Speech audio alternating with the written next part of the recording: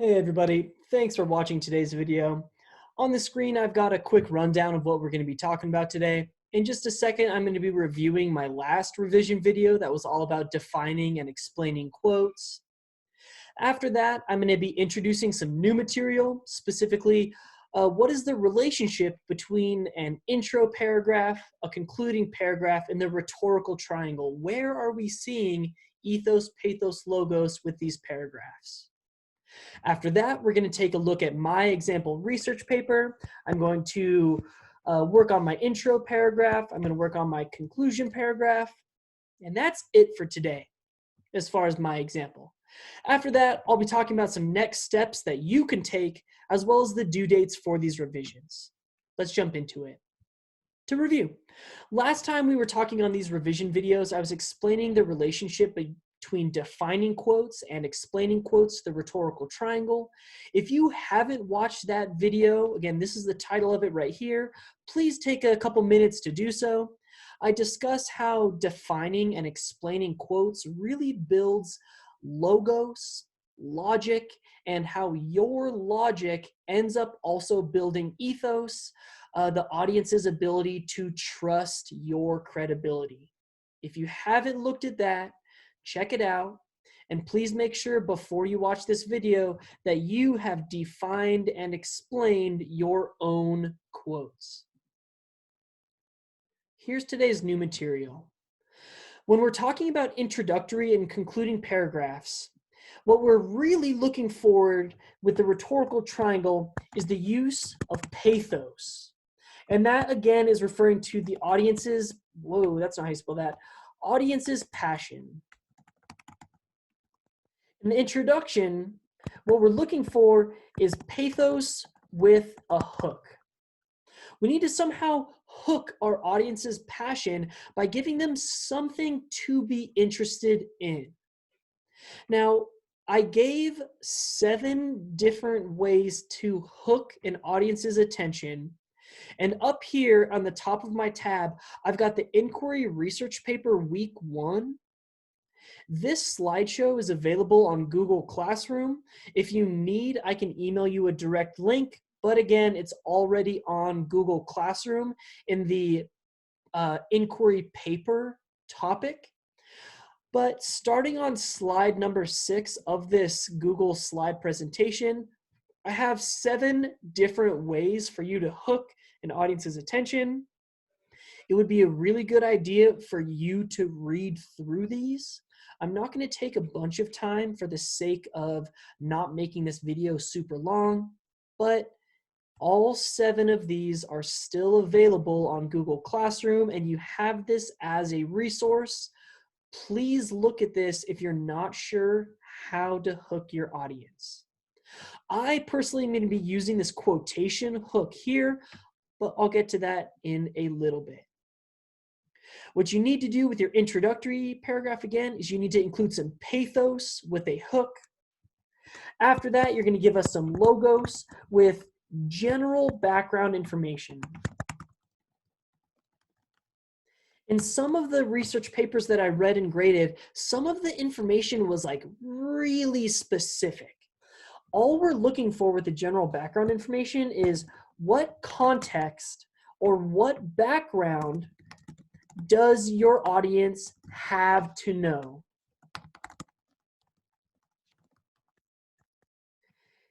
If they have to know something to be able to understand your topic, the introduction is where you are going to include it.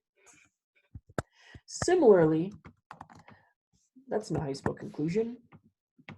When it comes to the conclusion paragraph, we are also looking for pathos with so what. That so what, again, is the application to a larger audience.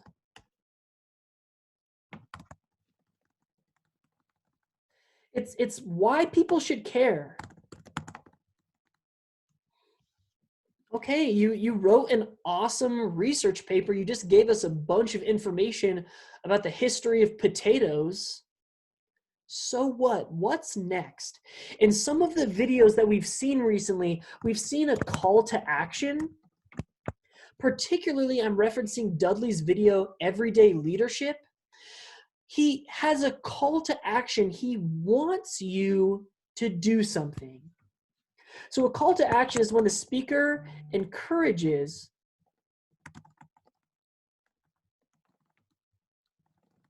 to do something. Like Dudley's speech is the call to action to tell somebody about the lollipop moment. Or maybe it's like Martin Luther King Jr.'s call to action, where he wanted people to return home and just spread this message of possible equality. I'm going to be using a call to action in my paper as well, but there are many, many ways to do this, and the so what is hard. I get it. It's tough. Please email me if you have any questions. But that's what we're looking for with the introductory and concluding paragraphs in the rhetorical triangle. For both of them, we're looking at pathos. And especially in your intro paragraph, we're also looking at a bit of logos. There's the new material. That's what I have to make sure that you have. At this point, I'm going to jump into my example research paper by drafting up some ideas for an intro and a conclusion. If you want to, and I would encourage this, please watch the rest of this video to get an exact idea of what I'm looking for. But if you feel comfortable with your introduction and your conclusion, you are more than welcome to spend your time doing something else. Let's get started with my example. I'm still working on my outline, so I had my research dump there, and now here's my introduction paragraph. I chose to use a hook, and I found this quote about tattoos. There's something really the matter with most people who wear tattoos. There's at least some terrible story. I know from experience that there's always something terribly flawed about people who are tattooed. Papple.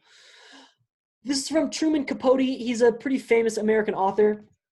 Now, I would argue that this is passionate.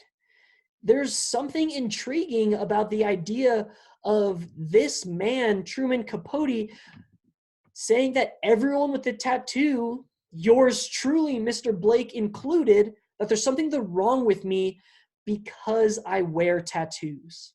So that's my passionate hook. I have a quote.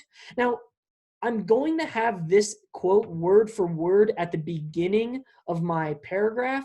I'm going to have to work on drafting this into something a little bit more understandable. I'm going to worry about that later. All I care about now is that I have my passionate hook. Now I want to think about general background information about the topic of tattoos.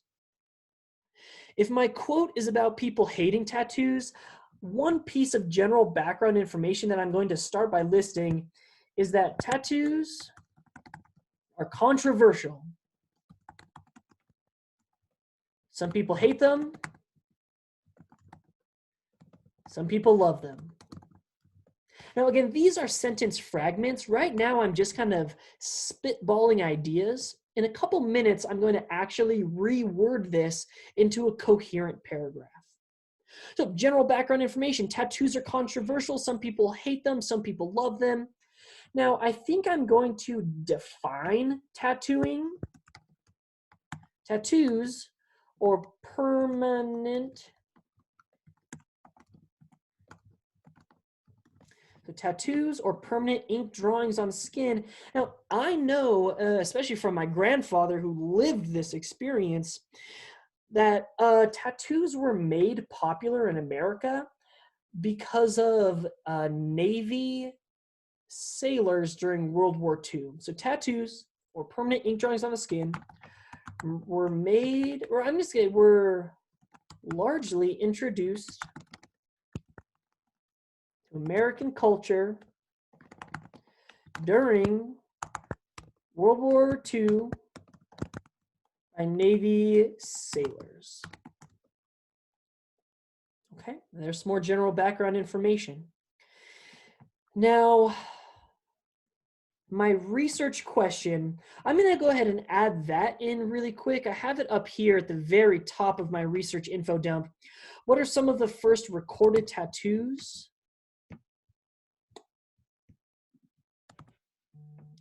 Now, whoa, it jumped all over the place. What the heck? Here we go. Now, I think I'm going to have to rechange some of my research question at this point to what is the history of the first recorded tattoos? Because really that's what my research paper has evolved into, is talking about the history of Otzi's tattoos and their meanings. So if I look at what I've got for my intro so far, I've got a passionate quote about how tattoos are bad. I have a general sentence starter about tattoos being controversial. I define very generally what tattoos are and how they were introduced to American culture.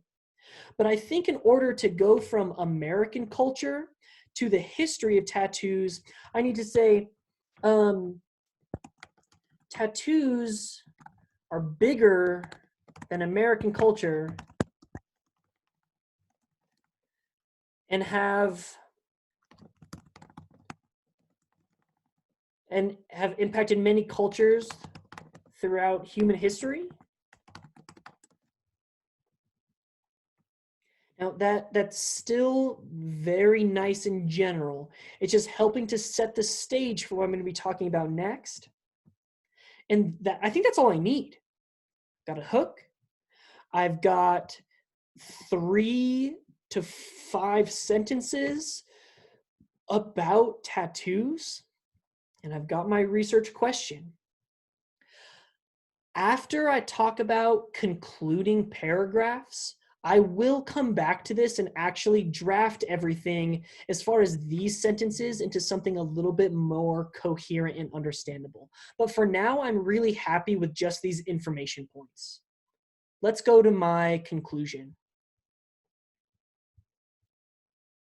So a conclusion paragraph needs to begin by restating the question. So I'm just going to paste it there again. And I've pasted what are some of the first recorded tattoos, but I need to change that to what I had it up there. What is the history of the first recorded tattoos? So I know I've got my research question restated. Now I need to summarize the main points from the body paragraphs. Now these main points are going to be almost equal to the topic sentences, but not exactly the same. So let's look at my first body paragraph. My first body paragraph is that some of the oldest tattoos in the world belong to a European named Otzi. Lars Krutak gives us this information that Otzi is a 5,300-year-old mummified human that is referred to as the Iceman because he was discovered in the Austral Alps. It's important because it shows that the tattoos were practiced that dates back all the way to the Copper Age of ancient humans. So I need, in my conclusion, to rephrase that. So I'm going to say, some of the earliest recorded tattoos in history belong to a 5,300-year-old mummy named Otzi. Boom, there you go. I've just summarized my first paragraph. But you know what? I take that back. I take that back because my first body paragraph also had this quote about the 61 tattoos. So I'm just going to add that into this really quick. Some of the earliest recorded tattoos in history belong to a 5,300-year-old mummy named Otzi, who had 61 intentionally created tattoos. I make sure to use this word intentionally because that was a big part of my explanation of that quote, that these 61 tattoos were made on purpose. They just weren't some freak accident. Let's look at my second body paragraph to see what we need to summarize. Okay, researchers had to use advanced methods to identify all of Otzi's tattoos. Okay, that's right, I remember now. My second body paragraph is all about these techniques. Carl Engelking gives us these advanced techniques. The researchers had to use multispectral imaging. What that means is that they had to use ultraviolet and infrared This is important because it proves that despite the 5,300 years of decay, the methods used to tattoo Otzi were effective. So I'm going to say Otzi's tattoos were discovered using advanced tech, which proves the tattoo methods were effective.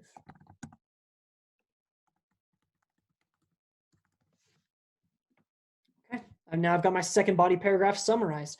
Let's take a look at my third body paragraph and see what I need to include for my conclusion. Okay, Otzi's tattoos had a surprising purpose and meaning. Krutak gives us this quote from his book. Incredibly, 80% of these tattoos overlap with Chinese acupuncture points used to treat rheumatism. This is important because it shows that his culture had understanding of their health. And then the study draws on this existing body of knowledge to argue that Otzi's tattoos require considerable effort, and irrespective of the efficacy of the treatment, they provided care for the Iceman. And this shows that their medical practice may have been flawed, but it does prove that Otzi's culture was one that showed compassion. So what I need to say that the purpose of Otzi's tattoos were medicinal.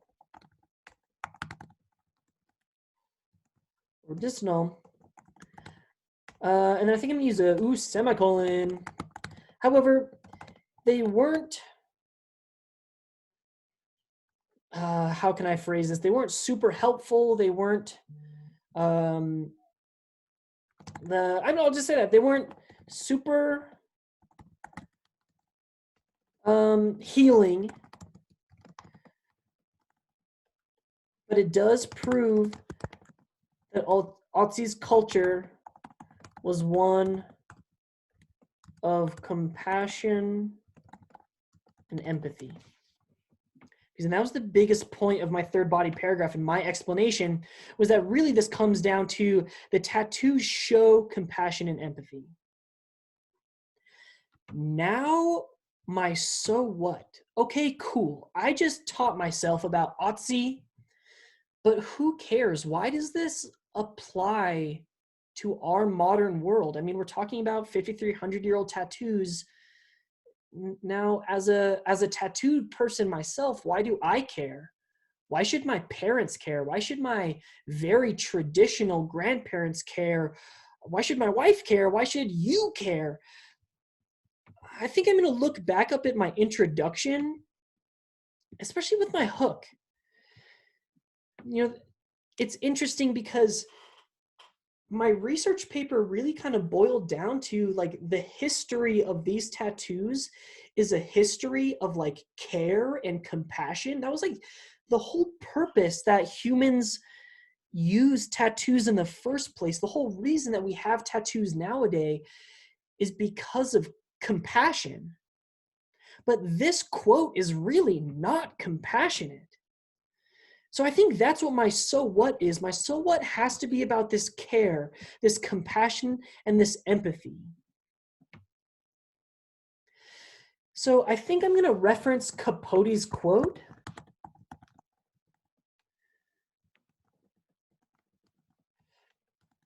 Capote's quote about tattoos, I need to scroll up to look at it again. About tattoos equaling flaws. Let's say that.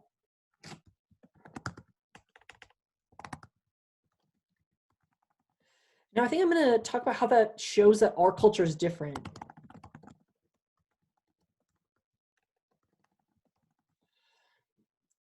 Has regressed or grown backwards.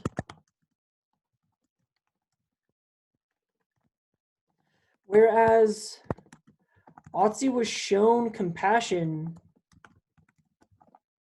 through tattoos, many people nowadays condemn tattoos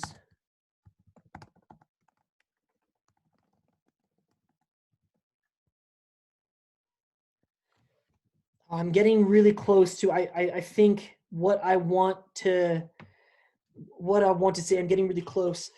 Capote's quote about tattoos equaling flaws shows that our modern culture has regressed from Otzi's culture. Whereas Otzi was shown compassion through tattoos, many people now condemn others with tattoos. A lesson has to be learned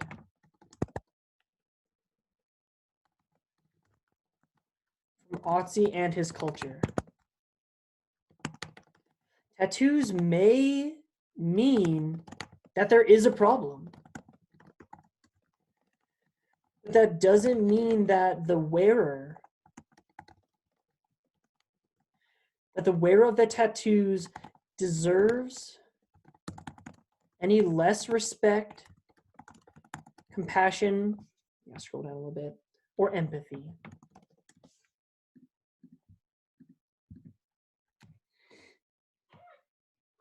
Okay, I'm getting close. A lesson has to be learned from Otzi and his culture. Tattoos may mean that there is a problem, but that doesn't mean that the wearer of the tattoos deserves any less respect, compassion, or empathy. It is time for our culture. I think I'm going to make this more direct. It is time for everyone included in our culture to regard tattoos not as a mark of flaws, or as not to regard tattoos as evidence of flaws, but as evidence of humanity, as evidence of humanity and deserving every bit of compassion available.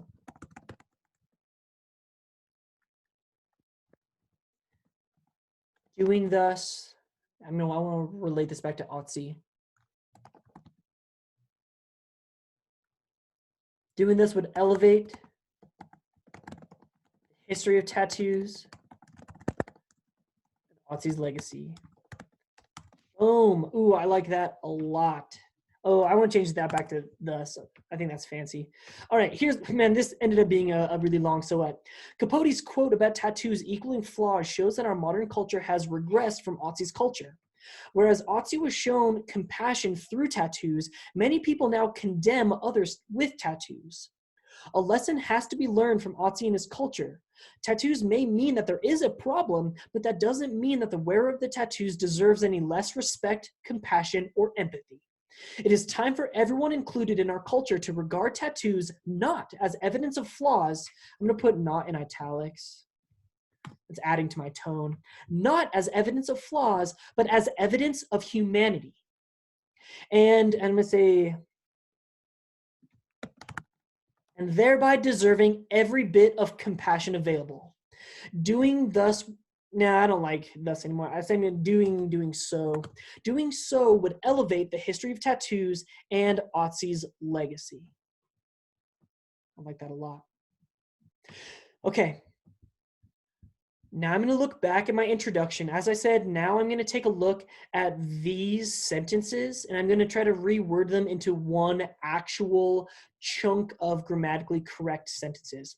So tattoos are controversial. Some people hate the sight of, some people are repulsed.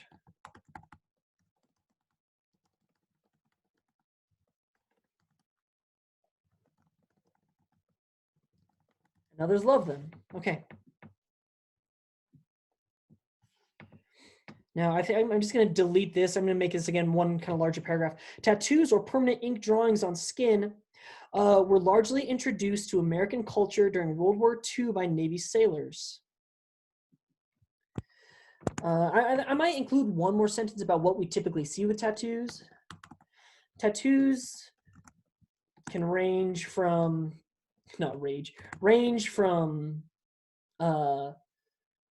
calligraphy, and that's just like fancy cursive writing, calligraphy, to skulls, to bloody skulls.